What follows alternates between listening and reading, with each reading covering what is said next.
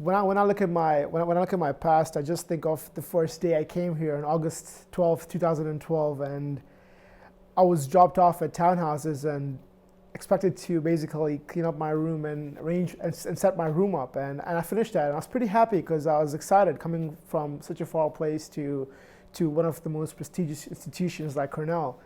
And after I finished setting my room up, I just got out of townhouses in North Campus, and I just looked around and I was like, oh my God, I'm all alone, 1,000-mile radius. I know nobody here, and this is just a whole new place for me. And it was such a shock to me, and that's the first time it blew to me that, oh my God, I'm in a whole new place. And ever since, my time in Cornell was just very stressful, and I basically came here to go back home, and living those days so regrettably, and I was just counting down to go back to Tanzania. I never liked this place. It was just not my thing, until one day I was just walking back from College Town Bagels, going to the library, and by Phillips Hall, I met one of very close friends of mine, a very mentor to me.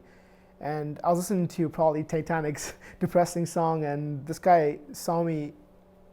I was pretty sad then, and he asked me, "Hey, what's wrong, Deip?" And I said that, you know what, I'm really not liking this anymore. Like, I don't know if I should transfer. I don't know if I should leave the school. I don't know what more I should do over here, and I've just had enough of it.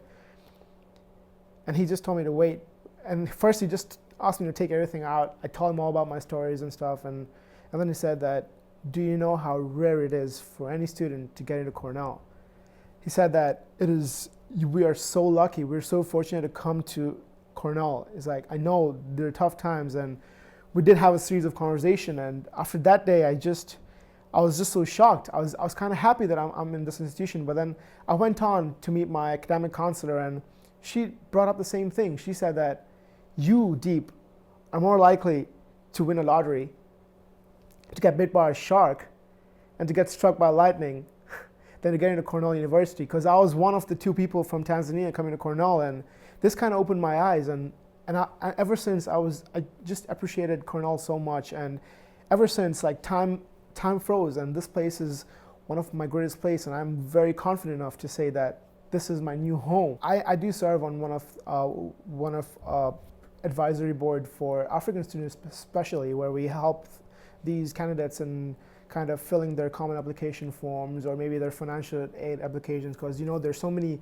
mistakes. Because I remember one of my friends had a form that says, "Are you authorized to study in the U.S.?" And poor girl didn't know what to answer for that, so she said no, but actually she is authorized to study in the U.S. I spoke to this girl, her name was Faith, and she lived in Kenya actually, and she was very passionate about being a lawyer. So she wanted to come to Cornell's ILR, like their Industrial Labor Relations School, and so I walked her through the whole process, made her write a common application process, her financial aid, like we filled that out together and everything was going very well.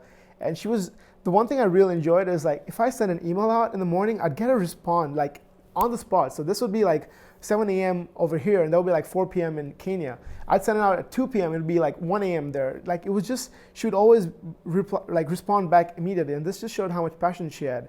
Unfortunately though, like, her parents were very reluctant to send her away. So even after that happened, we're still in touch, like, you see. And also, she told me that she wants to come here for grad school now, and knowing that for 4 years you're going to be in one place, and just having that hope that I might be able to get out and I might be able to follow my dreams by going to the US and coming back to Kenya, is something that I really respect for Faith, and I do hope that she gets to come to the ILR school in the future.